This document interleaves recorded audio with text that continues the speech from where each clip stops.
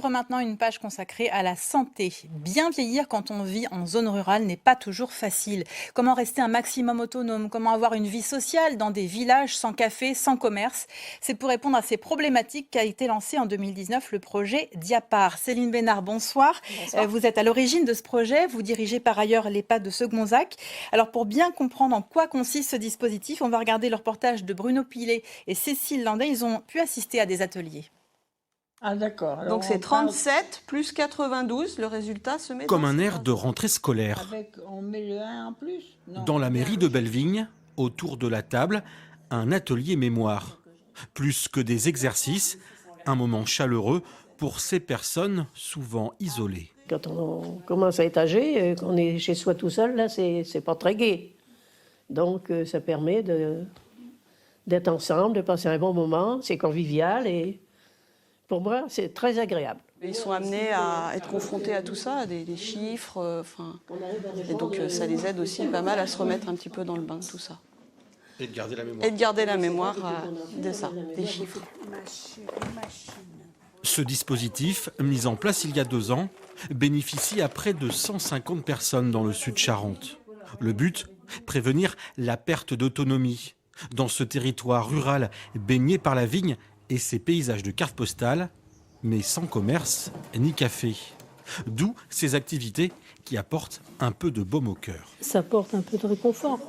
Oui, de réconfort dans la façon de voir les choses, quoi. Et de sortir aussi un peu peut-être Et puis de sortir un peu d'isolement. De sortir d'isolement, oui.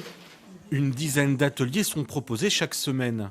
Régulièrement, une infirmière coordinatrice et membre de l'association Génération Grande Champagne se déplace à la rencontre des bénéficiaires. Un accompagnement où rien n'est fait au hasard. On va mettre une petite poche intérieure. Il vous faut un morceau dans la doublure de 17 par 30. Oui. Lors de l'entrée dans le dispositif, il y a un questionnaire santé qui est fait systématiquement pour essayer de repérer les fragilités. Ensuite, les personnes ont le planning des activités et elles choisissent là où elles veulent aller. Évidemment, je les oriente après en fonction de leurs capacités. Financé par l'ARS et les communes du secteur, les responsables de l'association souhaitent étendre ce programme à d'autres communes de Charente.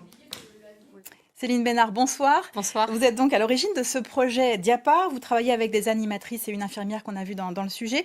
Environ 150 personnes sont aujourd'hui accompagnées et vont dans vos divers ateliers en Sud-Charente. Au bout de 4 ans d'existence, quel bilan vous tirez de ce dispositif ? Le bilan est extrêmement positif parce qu'au démarrage, on imaginait toucher 20 à 30 personnes. Aujourd'hui, nous sommes à 150, donc nous sommes les premiers surpris.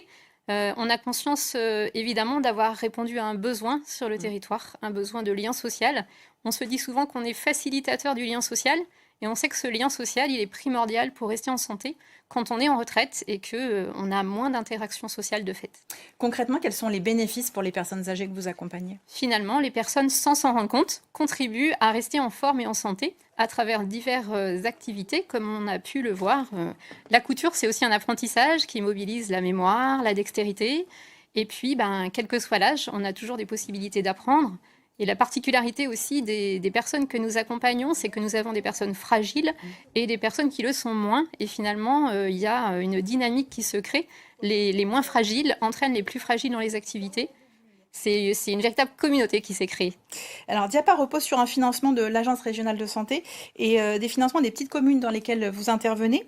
Est-ce que c'est suffisant ? Alors c'est suffisant, c'est-à-dire qu'on est un petit peu saturé aujourd'hui par l'ensemble des demandes parce que les besoins sont là, les personnes arrivent. On avait dimensionné à 20-30 accompagnants, on est aujourd'hui à près de 150. Donc nous sommes à la recherche de financements complémentaires. Qui pourrait vous aider ? Alors, nous pensons aussi aux entreprises locales, aussi pourquoi pas, aux particuliers sur le territoire qui veulent nous aider à financer. On a aussi d'autres projets qu'on soutient sur l'association, comme la création d'un tiers-lieu. Donc, On va y venir.